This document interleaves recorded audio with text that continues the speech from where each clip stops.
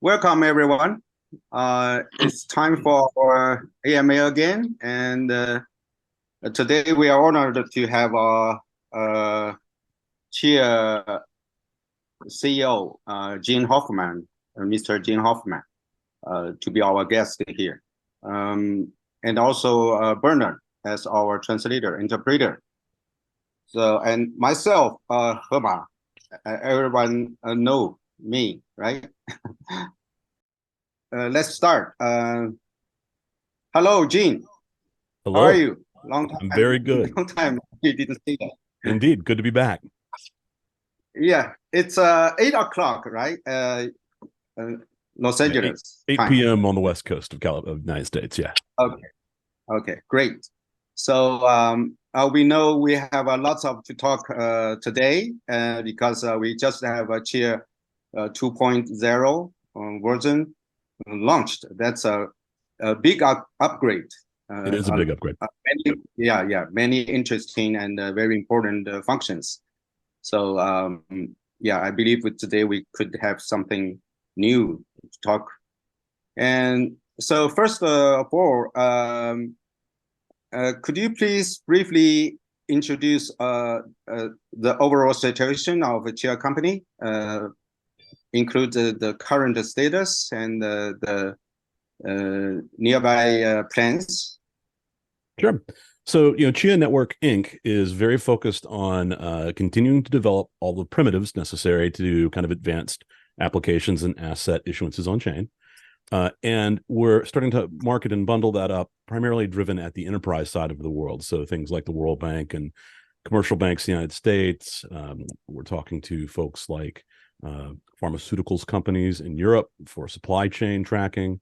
And the reason we're doing that is we feel like the Chia blockchain is uniquely capable of getting traditional finance and other traditional kind of offline folks to actually start adopting public blockchains, like you've seen AIDA, the World Bank, and Singapore do with CAD Trust. Also, obviously, we're going deeper in the carbon markets. We expect Vera to be in the CAD Trust very shortly, less a number of weeks. And the next step after that is to start seeing more tokenization of carbon on the Chia blockchain, as you saw us do with the IFC, and then sell to Sumitomo Corporation of America and Milan in Latin America. With that, we are also obviously focused on our process of going public. We filed confidentially in late April, and to kind of get to some of the other questions I'm sure people are going to ask.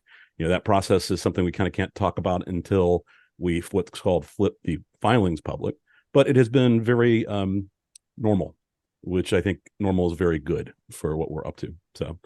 So as I said, very focused on that enterprise adoption because we believe that having global name brands start using blockchains in production and not just for proofs of concept will change the perception of blockchains globally. So the Chia stablecoin provider, Stably, has some bankrupt issues with their partner. So will that affect the development of Chia's stablecoin? And do you have any plan to introduce another stablecoin partners into Chia blockchain? Well, first of all, we believe that Stably is going to be able to relaunch very shortly, probably in the next month or two, with a new partner. So you should see a Stably 2.0 in the Chia blockchain ecosystem. So to the extent that it's a problem, it's a very, very short-term problem. And I'm leading towards what else I think you're going to ask, but one of the big things we're after is bringing various stablecoins across from the Ethereum with the Ethereum Chia bridge that we've kind of handed to the community. That is also kind of driven overall that we want to see quite a few stablecoins on Chia ultimately, and ultimately we want to see them native. And one of the major ways to do that is for the various stablecoin providers to see what the kind of bridge holdings look like and see that there is real demand for something like USDC on Chia. So we're talking about the Ethereum cross-chain bridge, and we haven't had that any news from that because HemaDAO has take part in the plan and they want to be one of the validators. Yep. So why is it delayed or there is any changes about the plan? So where we sit right now is that when we did a security audit on both sides of the chain, we are using a very well-known and old multi signature Ethereum wallet. We unfortunately found a security vulnerability on the Ethereum side, so we had to fix that. I believe that is fixed, and we're in the process of kind of getting the folks in the community that are going to, lead the actual adoption process and like reach out to you, for example, to do that very shortly. So I would expect you to see something on testnet in a few weeks because we are done on both sides of that, and it just simply needs the various folks in the community to get together to run the testnet, get a little bit of time on the testnet, and then move that over to mainnet. And there's one other thing I wanted to mention in my previous question, because it's somewhat related. We're obviously thinking we're getting wrapped USDC and wrapped potentially USDT and other things. But there are at least two projects that are looking at doing over collateralized stablecoins natively on Chia as well. So there's some interesting things coming from the community around the world to do other options there too. Yeah. So we are very optimistic about the Chia's plan on the gaming industry. Is there any new news about the TCG or code? That's very interesting for us. Yeah. There's not a lot of news right now. We've always taken the position that to be successful in the gaming industry was going to take a lot of time. What we've been finding as we look at different industries is when you look at like the top 10 gaming studios or the top 10 American banks, like 8 of them did something silly. One of them maybe launched a private blockchain project, and then one of them did nothing. And what we're finding is that the ones that did nothing didn't do nothing because they didn't think blockchains were relevant. They thought that the current technology wasn't ready.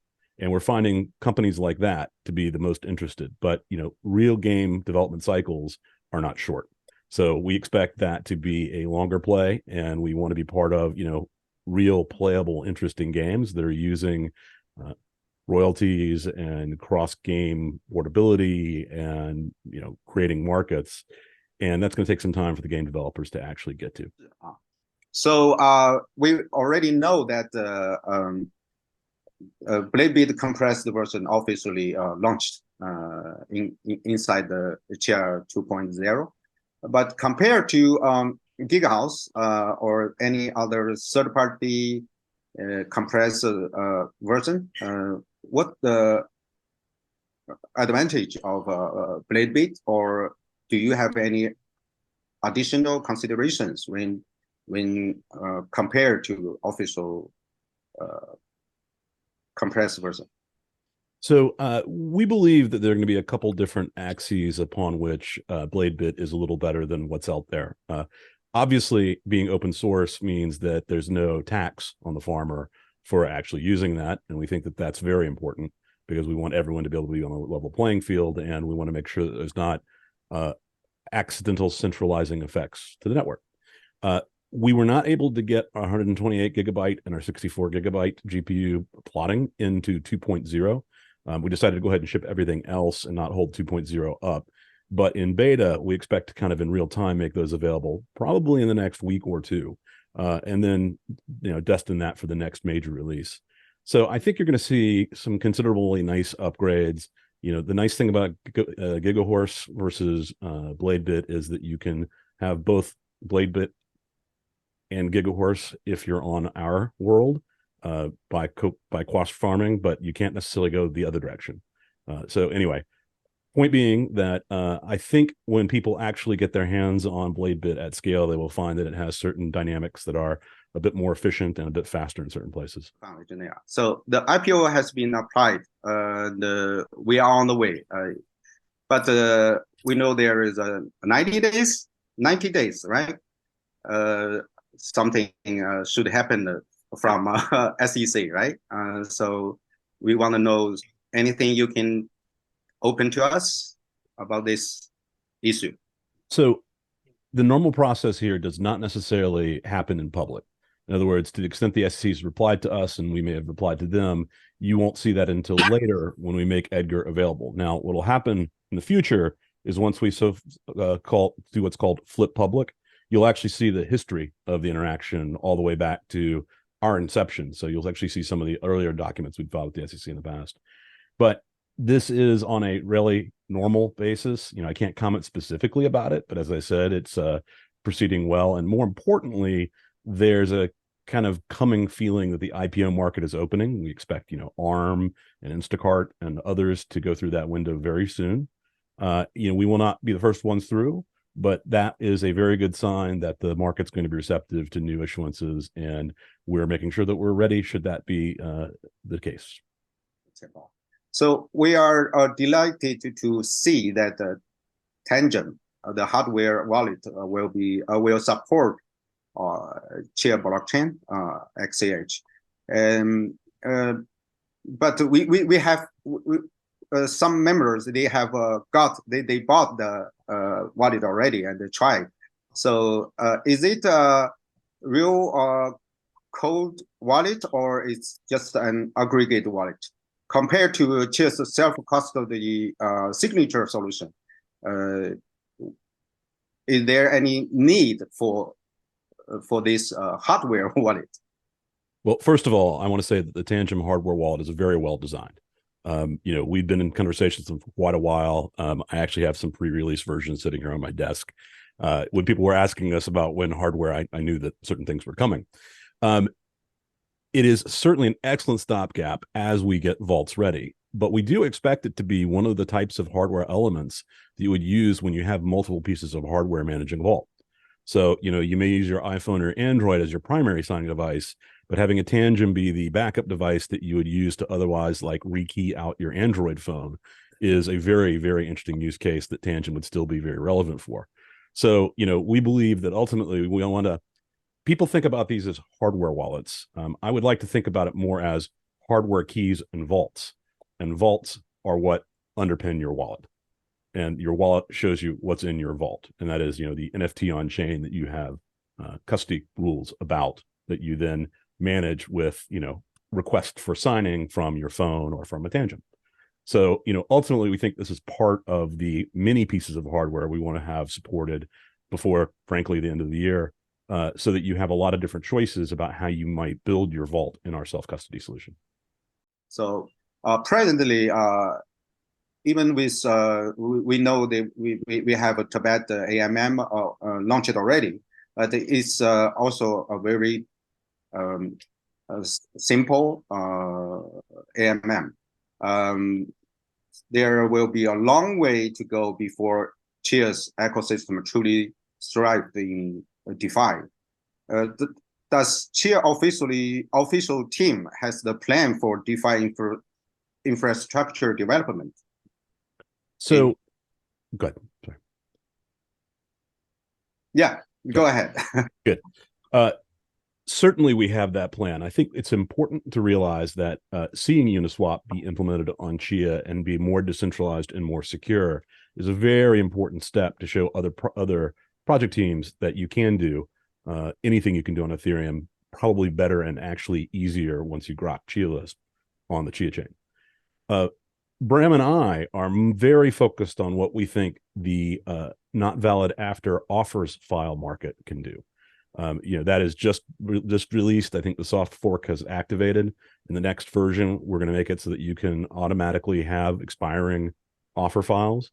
And so we're excited about things like roll-ups with offer files, or even like an independent mempool of offer files, because then you can really have liquid real-time markets and maybe potentially even settle them with payment channels. So from that perspective, we think there's a lot there. The other thing we're going to do that's going to be very different, though, is we're going to be bringing real-world assets into that environment. You're going to see certainly carbon offsets in that world, but we also want to start seeing securities that are legal on-chain and tradable. And so, what elements we're going to have that are going to build a DeFi ecosystem may look very different than what you've seen before. And especially with the over-collateralized stablecoins that are being worked on by CircuitDAO and one other, I can't remember who the other person working on it in the ecosystem is. I think you're going to see a bit of a Cambrian explosion of various different ways to, get liquidity, build liquidity, market make. I also think that the Ethereum bridge is going to help a lot, because right now, market making across centralized and decentralized exchanges in Chia has been hard due to the on and off ramps. You end up with like too much stably if you're market making, and you can't really go buy Chia with it. But if you have a much easier ramp to the other places via one of the wrapped USDs, I think you're going to see a much easier path for people to really kind of start tightening those up and making those things much deeper. So we're really excited about that. I think offers is going to end up making that be very different. Being able to say that my offer is only valid until the next transaction block or the next 2 minutes means that you can really kind of actively trade against offers. So talking about the RWA, it's kind of a hot recently in crypto world, but most of them are connected to US debts, some kind of financial operation. So I recommended them to have a look at the Chia carbon credit applications.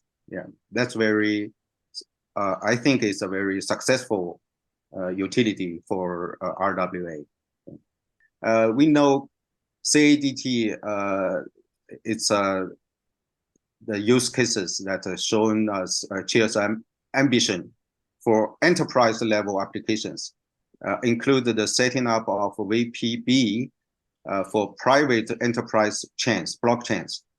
So does that mean Chia will focus on enterprise applications, and are there any collaborations beside the carbon trading? So the answer is yes. We were absolutely going to be very focused on enterprise adoption. We do that because it's one of the unique things we can do. Back in the day, Ethereum said they would get adoption by governments and industry, and they have not. Bitcoin obviously has its major drawbacks as well for that. We have quite a few partnerships that are outside of carbon in the wings, completing proofs of concept. We're finding that we're doing the proofs of concept confidentially with the customers, and then once those work, then they're signing up for what the real production deployment looks like. So kind of different than what a lot of blockchains have done in the past. So we hope to be announcing many of those. They're in the categories of things like auto finance, trade tracking, supply chain tracking. Those are the kind of big and immediate categories that are outside of carbon. Though at the same time, carbon's also been causing some tangential items where, like, some of the people who bought IFC carbon realized that they could use our blockchain to do what's called MRV in the carbon markets, which is measure, report, and verify better than they'd been doing. And so we're seeing some of those kind of tangential opportunities as well. So, you're going to see a lot more businesses using the Chia blockchain publicly for real mission critical applications. So how, it's very interesting, but a small question. How is the BRAM's on-chain two-player Texas Hold'em game? What's the progress? As we understand, the real purpose behind this game is enable on-chain fast but small transactions, something like Lightning in Bitcoin. Is that correct? So I was speaking to Bram about this today. There's actually kind of three primary reasons for what he's doing. One is definitely this is a large part of what's necessary to do payment channels. Peer-to-peer state channels do much of the heavy lifting necessary to then route payments. But the other thing is, it's not just poker, it's any sort of peer-to-peer form money game. So things like Wordle and others. But the really near-term benefit is that Bram is now writing some very sophisticated Chia Lisp, and that's driven him to make changes to the high-level language and the compiler to make it a lot easier to write, much broader functionality. And if you look at the nightlies for the development tools, there's a new kind of vernacular of Chia Lisp that is a lot more approachable, a lot easier to develop in. And so that's been kind of critical and crucial to really making the developer environment a lot better. How is the progress for the DAO primitives? It was planned for the first half year this year. Will it be postponed? So the DAO primitive took a little longer than we originally forecast. We are about to wrap it up into a good spot where it can kind of park and wait on one other change we need to make globally, which is singleton aggregation. It turns out when you're trying to do voting, you really want to aggregate the votes in a single block if you think about how many votes might be going on in real time. So we're going to put it in a really good place that's kind of a beta here in the next couple weeks. Not exactly sure how we're going to launch it per se. We may make it available more as a community release, kind of 0.8 or something, and then wait for singleton aggregation, which is in the pipeline, the product roadmap, which is being updated right now, by the way. And that will, then allow us to come back to it and kind of productize the final version of it.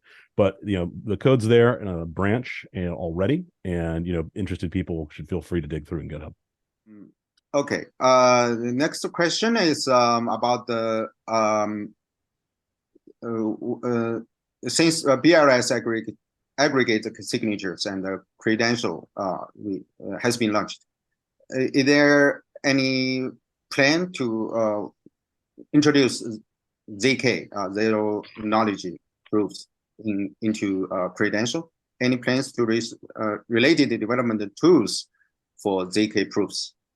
So the entire point behind the changes we made to BLS were to make sure that all of the BLS curve primitives were available in CLVM and Chia Lisp to write zero knowledge proofs. That was the main and only real reason to make those changes. At this point, we're going to make that available, and we're hoping to see people in the community or other projects that are already doing work with zero knowledge proofs be able to port over. And here, BLS is using quite a bit on other chains as well for zero knowledge proofs. So there's kind of more direct portability for that concept. So, we think we're going to see quite a bit. And, longer term, I would not rule out some sorts of like transaction value blinding with zero knowledge proofs, but it's not going to be a short-term thing. We wanted to make sure, though, however, that everything was there that was necessary for people to go ahead and innovate with zero knowledge proofs.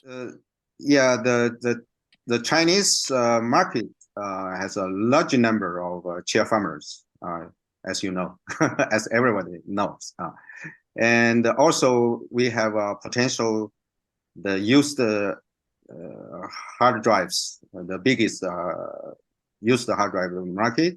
Also, the carbon trading market. So we hope Chia CNI pays close attention to the development of Chinese community. But right now, reliance only on organizations like HemaDAO is not enough.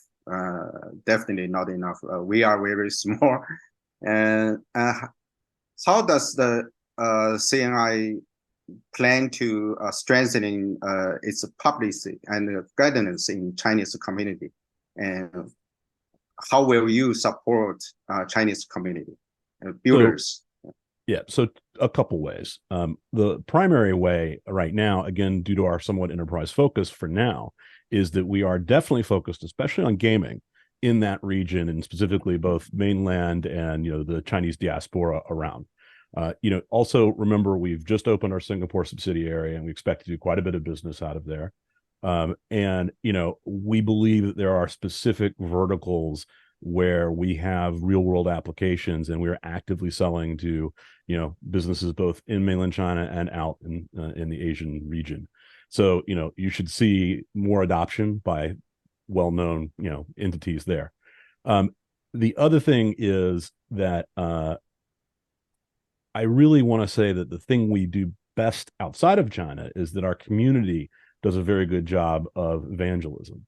And so I kind of want to turn the question a little bit back on the Chinese community of what are the pieces that we could add to make your evangelism easier, so that you are much more credible than we are when you're convincing somebody that this is an interesting piece of technology that they should take a look at. So we'd really love to know, we've obviously been trying to get to a place where Chinese language translation is relatively quick, and that there's an ability to have Chinese translations for all of our documentation. We've been doing a lot of work to make the documentation easy to translate, and in some cases translating it directly ourselves before or shortly after launch.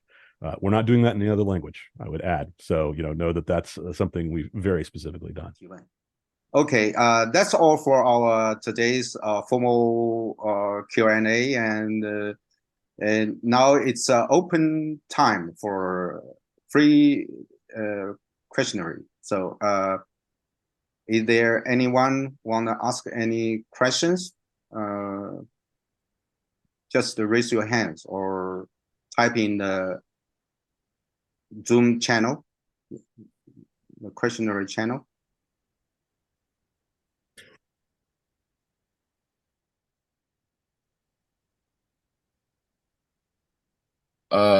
Do you have anyone that attended token 2049? Oh, this year we went last year. I believe our CFO will drop by, but we're not going to have a physical presence on 2049. There's another event in Singapore a little later in November that we will be at. Okay. You mentioned Stability 2.0 potentially releasing a relaunching. Can you speak to what implications this has for existing Stability cats? So the Stability cats that are current, it's unclear whether they're fully backed or not. There is a chance that they are still fully backed, and it very much depends on the individual contract that Stability had with Prime Trust, and that should start to become more obvious in the coming weeks. The worst case scenario is that those will end up being a claim on the discounted value of whatever's left. So it might be like 43 cents on the dollar, but it could still be $1 on the dollar. And I would not rule out that we might be able to make those whole, but the point being that, you can't guarantee that Stability is currently backed, but the new one, you will have a much better guarantee that's backed. So basically what he said is he's one of the guy that has been like translating the documents for us in the past couple of weeks. What he need right at this moment is he said the stuff he translated won't be showed in the next version like as quick as it's got translated. Like it just whenever the translation is done, they won't see the result until probably a couple version afterwards. So he's asking in this way, people that actually see his translation, people can't really see his translation like right after, which means they can't really give him a comments on whether the translation is good or not. So there's no way for him to make improvements right afterwards. And he's asking if there's a way to make the translation get onto the right after right after he translated, get onto the website. So there was a error in our CI that made us not stay relatively current. Usually, the kind of next day after a translation has been done, it'll at least get into the pre-release GitHub repo for the GUI. We could offline show him how to build the more GUIs from like release candidates, and you could see it there. But it was a mistake that I believe fixed. So it should have been in 2.0. It was not, and we're sorry about that. It'll definitely be in 2.1, and any changes between now and 2.1 are likely to get into 2.1 as well. So the first question is the original documents have been waiting too long. So the 2.0 haven't got the original documents into the platform itself. The second question is a second suggestion is the Chia docs. The Chia docs, the volume of Chia docs is actually very massive. So he should suggest us to have some of the translation get online right after it got translated, because they don't have time to translate it like every single day. They just whenever they have time, they translate a part of it, and they want those part to be online. The third is for our website. He said the translation original file for our Chia.net website is have some kind of problem. So all the documents for all the languages are got into the same file. So whether it's English or Chinese or the Korean, everything is in the same file. So it's hard for him to do the translation for the website. Yep. So for point the first, we're actually looking into why it didn't get published already. It should have. We've had to make major changes to how that all works for security reasons. And so it is an error that those aren't getting populated from the client. We also had to make some pretty significant changes to both the doc site and have made significant changes to the website. I know that there's an intent to make sure the doc site is getting over to our translation tool so that it's much easier, and or you could do a little bit of a time. We will definitely both double check on all that, and I know some of that's underway, and I will make sure that the website questions are answered here shortly. So there is real effort from the DevRel team to try to get all that stuff much easier to maintain for everybody. Is there a way for the localized like translation? So 这个我还该怎么翻译这个东西？这个不知道。不知道是算是说个性化翻译吗？还是本地化翻译？就是让使用者可以做自己的翻译。他应该 RZ 他应该说的是那个，就是我们现在那个你切换语言只能从那个设置里面去选英文、中文、繁体，怎么？他RZ 他表达意思应该就是说，要自定义翻译包。对对对，我们就是你弄一个选项，自己载入，自己选择一个我们其他地方的翻译文件，然后那个界面它跟着就改变了，就这样子。对对，大概是这样。OK，打个补丁一样。Got it。类差不多。Got it. So what they're asking right now is that is it possible for us to get like the right now if you open up the Chia GUI, there's on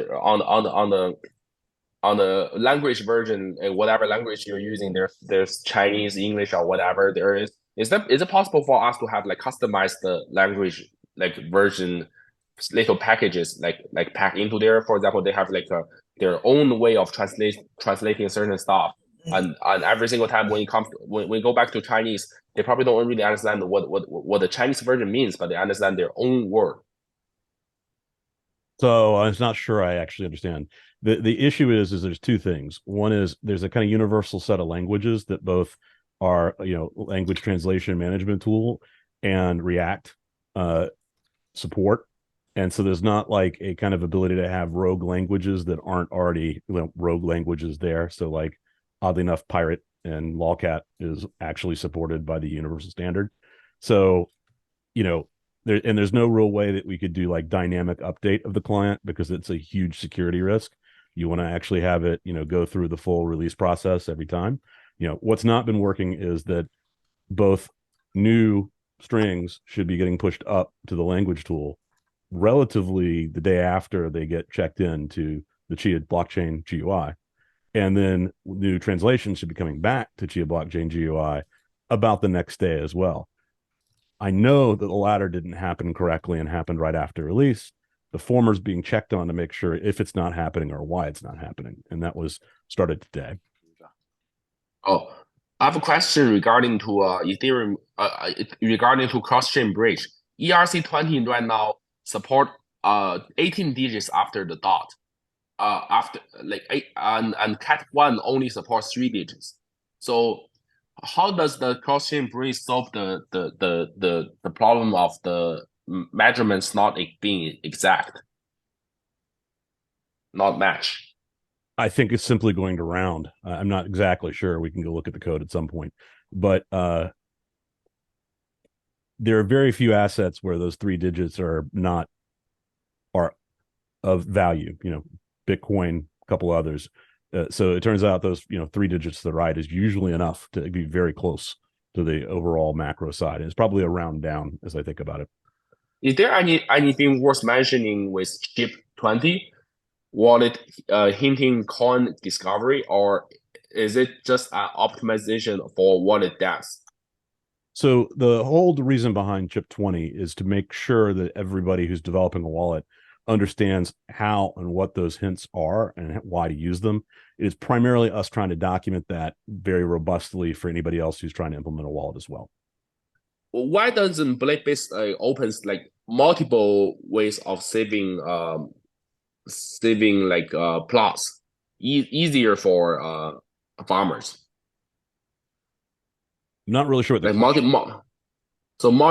multiple disks. Like he probably means like right now Blade-based can only save like to like for your D or E. You can't be saved like to both like D, E, F, G, so that it can be automatically like doing like 4 or 5 disks. Yeah, I mean, this is why Plow exists, is my understanding. So Plow will do that for you. So he's talking about the final destinations, like putting like multiple hard drives. multiple destinations. So either, you can't it's hard to write a file across different file systems above the file system. You basically have to re-implement a file system. So if he's trying to get faster write speeds to get more production, probably he wants to make a RAID 0 that then is copying off of the RAID 0 onto his multiple destinations.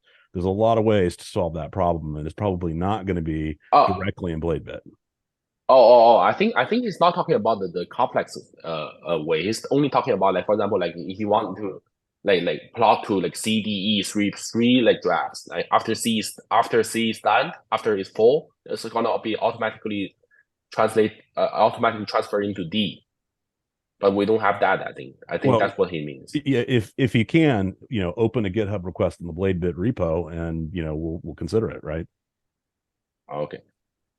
你可能需要去在那个 BladeBase 的那个 repo 里，就是在 GitHub 上 BladeBase repo 里面去把这个东西扔进去，跟那个开发者说一声，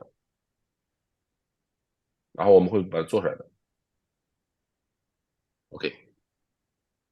Also, you should point out that depending on how comfortable they are, both the Chinese conversation in Discord, the BladeBit beta, and soon just the farming and plotting have a lot of people who are having the same problem, and they can, get answers if they can do a little English, right? Are we planning to get onto the Binance? 这也是老问题。We are open to being added to any exchange anywhere, and actively talk to and offer assistance to anyone who'd like to list us. When will hardware wallet actually support XCH?